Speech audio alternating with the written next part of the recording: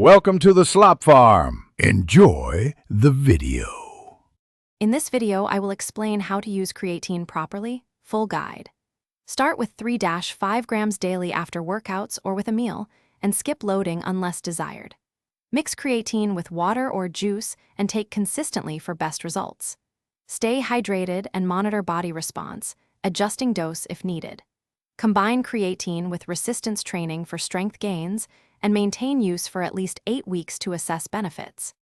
Creatine timing can be flexible, but taking it post-workout with carbs may improve uptake. Creatine monohydrate is the most researched and cost-effective choice, and micronized powder mixes easily. There is no proven need to cycle creatine, but taking rest periods is optional. Expect water weight early, then muscle improvements with consistent training. Stop use if you experience digestive discomfort and consult a healthcare professional for guidance. Creatine is safe for healthy adults when taken at recommended doses, and it has not been shown to damage kidneys in people without pre-existing issues. Drink adequate fluids and avoid excessive high doses to reduce stomach upset. Monitor for rare side effects like cramping or bloating and lower dose if needed.